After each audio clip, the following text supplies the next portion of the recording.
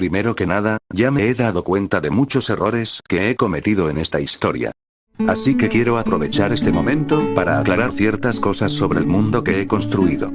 Los nombres de los países y lo que representan. Ismarie representa a Egipto. Maztlán es la versión alternativa de México. Bairu corresponde a Japón.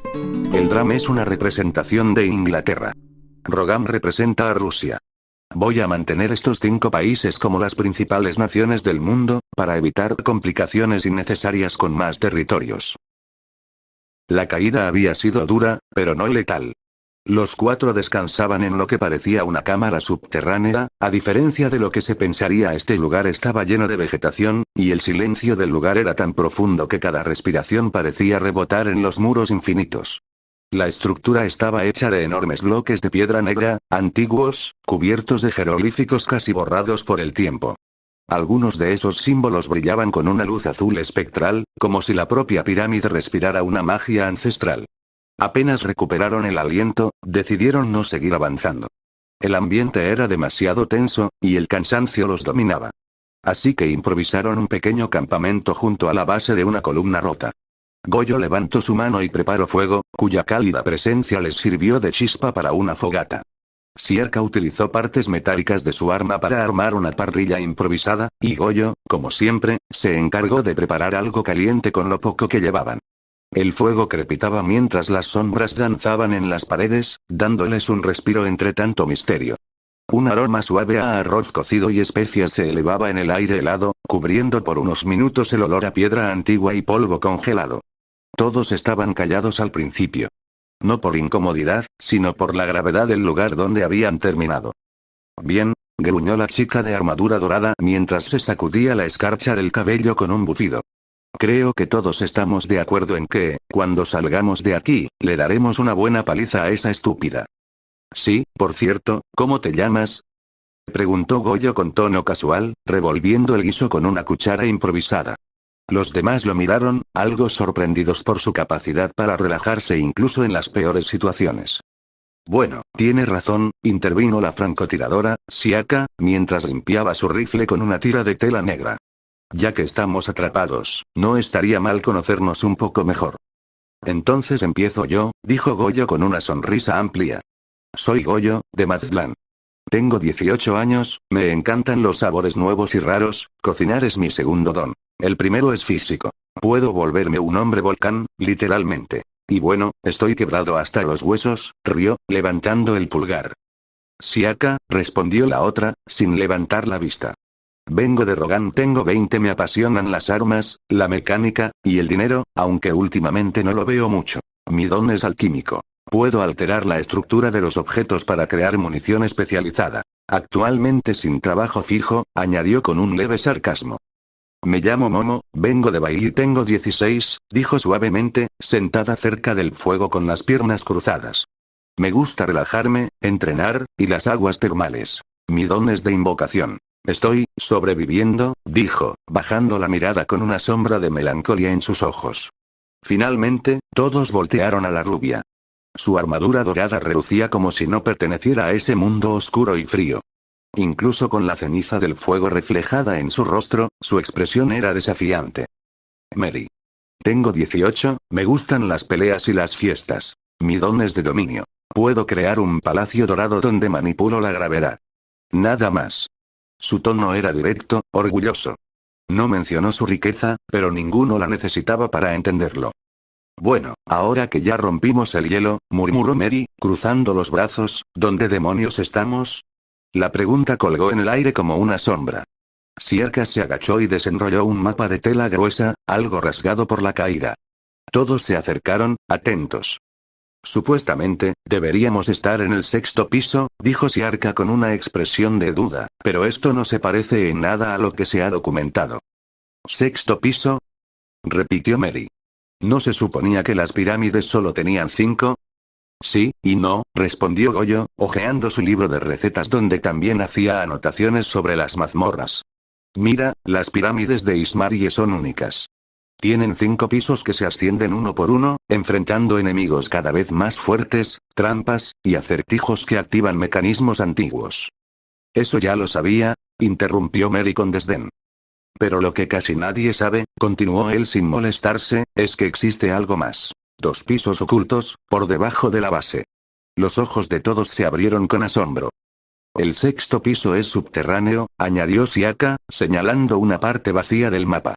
Ahí es donde normalmente se encuentra el jefe de la mazmorra. Un monstruo guardián ancestral que mantiene el equilibrio de toda la pirámide. Es difícil llegar, y aún más salir. Y el 7.º, murmuró Momo, con un escalofrío recorriéndole la espalda. El 7.º es un misterio, asintió Siaka. Se descubrió hace apenas unos años, pero casi nadie ha regresado para contarlo. Algunos creen que es una prisión, otros, una fosa de castigo. Pero todos coinciden en una cosa. Allí abajo solo espera la muerte. Un silencio sepulcral se apoderó del grupo. Incluso el perro de fuego bajó sus llamas, como si hubiera entendido la gravedad de la conversación. Goyo repartió el guiso sin decir nada más. El calor de la comida y la cercanía del fuego ayudaban a mantener el cuerpo vivo, pero el alma ya estaba en guardia.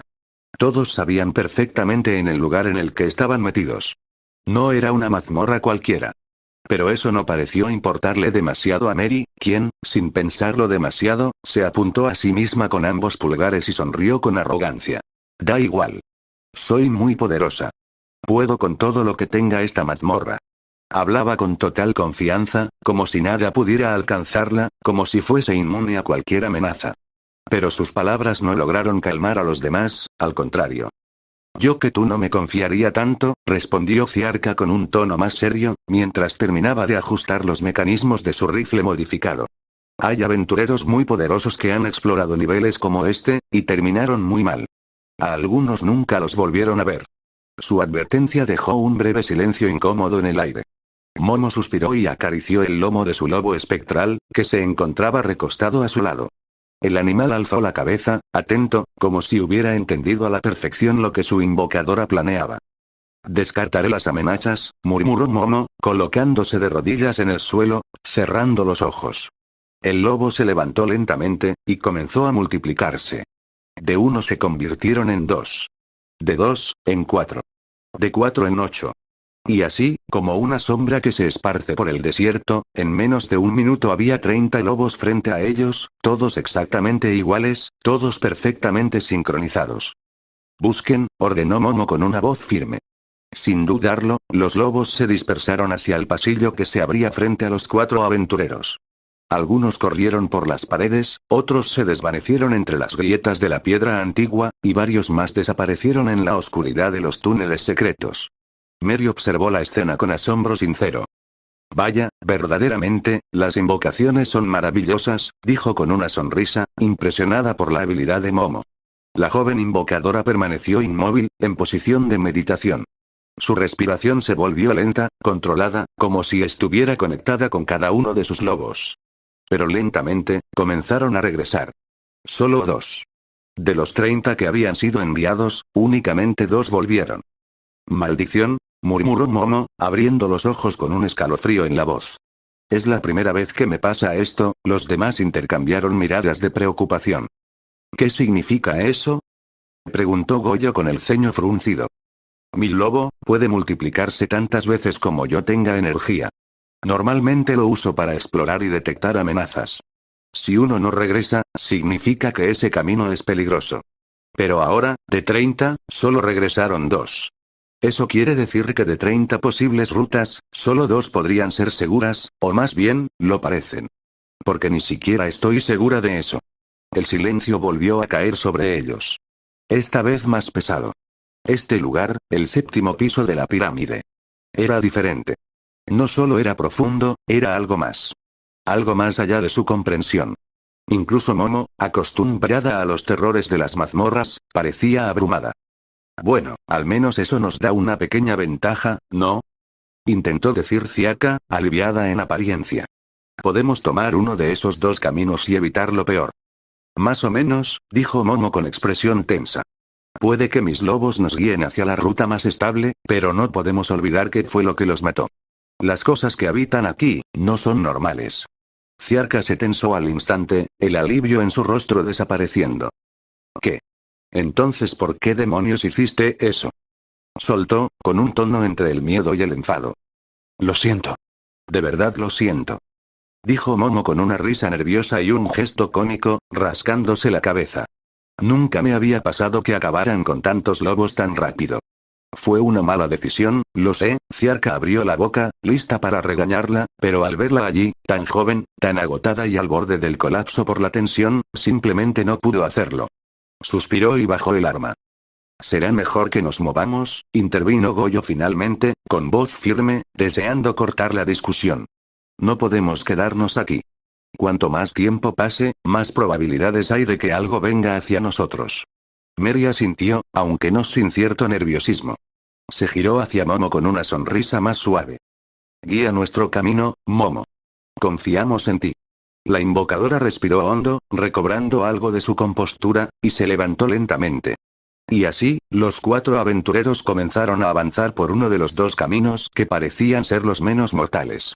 El aire a su alrededor se volvió más denso. El silencio era absoluto. No había ecos, ni crujidos, ni vida. Solo ellos. Y algo más, que los estaba esperando. ¿Qué es esto? Murmuró una voz, suave pero cargada de extrañeza. Una figura solitaria, oculta entre las sombras, se mantenía en pie en mitad de un antiguo corredor de piedra.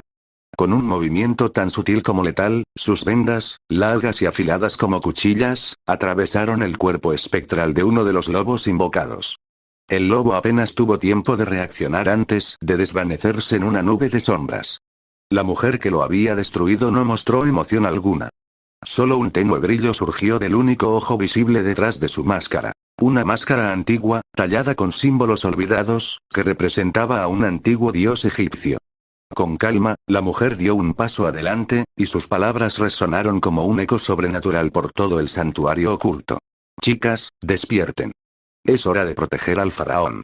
Alzó su cetro de oro, adornado con gemas incrustadas y con la figura de un sol en su extremo. Al instante, un estremecimiento recorrió las paredes del lugar. Las lápidas que rodeaban el salón comenzaron a crujir. Una a una, las antiguas tumbas se abrieron, dejando escapar una brisa helada y olor a incienso seco. De cada sarcófago emergieron mujeres de gran belleza, cada una con ropajes ceremoniales, joyas y armas doradas que brillaban débilmente bajo la luz mágica del lugar. Pero había algo antinatural en ellas. Sus pieles eran pálidas, casi blancas como el mármol, y sus ojos estaban vacíos, como si el tiempo no tuviera efecto sobre sus cuerpos, pero sí sobre sus almas. Aún así, se alzaban con dignidad, una por una, como si acabaran de despertar de un sueño eterno solo para cumplir una misión que las ataba a ese lugar maldito. Es nuestro deber, y nuestra maldición, dijo la mujer del cetro con solemnidad, su voz resonando en cada rincón. Proteger al faraón hasta el fin de los tiempos. Las guerreras asintieron al unísono. Una luz extraña, dorada y ardiente, comenzó a brillar en sus ojos vacíos. Era la señal. Encuentren a los intrusos, y elimínenlos. El silencio fue reemplazado por el crujir de las armas al ser empuñadas, por el sonido de las sandalias sobre la piedra y el susurro de antiguos cánticos olvidados. Como sombras, las guardianas comenzaron a moverse en distintas direcciones, dispuestas a cerrar cualquier ruta de escape. Desde lo más profundo del templo, una presencia aún más antigua se removía. Aún dormía, pero ya comenzaba a percibir la amenaza. Flashback a veces, cuando el silencio lo permite, cuando las sombras no rugen con furia en los muros de esta maldita tumba, aún recuerdo quién fui. Fui la primera esposa del faraón. La única que lo amó cuando todavía era humano, antes de que se creyera un dios. Al principio, soportaba en silencio. Callaba mientras otras llegaban. 1, 5, 20. Pero llegó un punto en el que ya no éramos personas. Éramos adornos. Trofeos. Objetos que llenaban su palacio como si fuera un museo de belleza marchita. Éramos 300 mujeres atrapadas en un juego cruel de poder y olvido. Yo jamás acepté aquello. Pero la madre del faraón sí lo hizo. Para ella, el harén era un símbolo del poder de su hijo. Un monumento vivo a su grandeza. La veía sonreír, orgullosa, mientras nosotras nos consumíamos. Pero yo no podía seguir aceptando ese papel. Fui la primera. Y también fui la primera en odiarlo. Fui quien susurró las primeras ideas. Quien sembró la rabia. Quien unió las manos de aquellas mujeres rotas. Y una noche, lo hicimos. Lo rodeamos en la cámara dorada. Él ni siquiera recordaba el nombre de muchas de nosotras. pero recordaba el mío. Su sorpresa fue lo último que vi en sus ojos, antes de cerrarlos para siempre. Lo matamos. Con nuestras propias manos. Pero no sabíamos. No sabíamos que su madre lo vería todo. No sabíamos lo que ella era realmente. Una bruja. Antigua. Cruel. Poderosa. Nos maldijo. A las 300. A mí. Si ustedes mataron al sol de Egipto, entonces serán su sombra por toda la eternidad. Nos selló en esta tumba. Nos despojó del descanso. Nos despojó del olvido. Nos convirtió en guardianas eternas. En cadáveres hermosos. En armas malditas. Yo, que lideré la rebelión, fui castigada de forma distinta. Ella selló mi alma en esta máscara. Me hizo su emisaria. Su vigilante. La comandante de este ejército de esposas muertas. No puedo morir. No puedo llorar. No puedo salir de este lugar. Y lo peor es que, aún lo amo. Lo amaba tanto que fui capaz de matarlo. Y ahora, no tengo derecho ni a arrepentirme. Ahora no es más que una herramienta. Invoca a las demás. Las guía. Las manda a matar. No porque quiera, sino porque ya no puede hacer otra cosa. Está cansada. Harta. Rota. Odia este lugar. Odia matar. Y más aún, odia ver cómo cada mujer que muere aquí, se une a esta condena. Antes eran 300. Ahora, cerca de 500. Y cada nueva aventurera que cae, cada alma perdida, solo engorda el infierno. Duda que alguien pueda matarlas a todas. Lo ha dudado por siglos. Y entonces, ¡pum!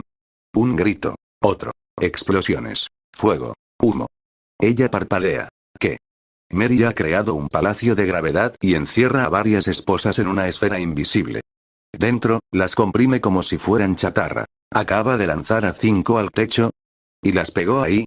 Una explota como un globo. Ciarca no deja de disparar. ¿Cuántas armas tiene? 20. Dispara sin mirar, sin pensar. Bang bang bang. Una cabeza rueda, otra vuela por los aires. Una mujer explota por una bala eléctrica y cae hecha esqueleto. Momo, serena, invoca a su faisán. Un solo aleteo. Cientos de palabras flotan en el aire. Y las esposas salen volando como hojas en otoño. Los lobos se las tragan como si fueran bocadillos. Y Goyo está caminando. Solo caminando. Todo lo que se le acerca se incendia. Una esposa lanza una lanza mágica. Se derrite antes de tocarlo. Otra lo ataca con rayos. Se derrite también. Esa lanzó una catedral entera. No importa. Todo arde. La mujer de la máscara. La primera. La trágica, solo los mira. Y después de siglos de dolor, desesperación, y deseo de liberación, suelta una risa. Seca. Vacía. Increíble. Qué chiste tan cruel, y ahí está, la escena final. La tragedia milenaria. Reducida a un campo de batalla absurdo donde los héroes parecen dioses locos aniquilando sin pestañear. Tal vez, solo tal vez, si vinieron los indicados. Pero apenas era la primera parte de la maldición. Pero la esperanza ya estaba en camino. Bueno, hasta aquí el capítulo, espero que les haya gustado. Así como a mí me está gustando mucho escribir esta historia. Pero antes de terminar, ¿por qué los protagonistas son tan fuertes? No es que ellos sean fuertes, es que la verdad las revividas son demasiado débiles y ya ni siquiera quieren luchar. Por lo que aunque algunas tienen habilidades poderosas no las pueden utilizar al 100%. Además de que todos ellos ya venían con los nervios y la guardia demasiado alta, por lo que si ninguno de ellos está conteniendo en lo más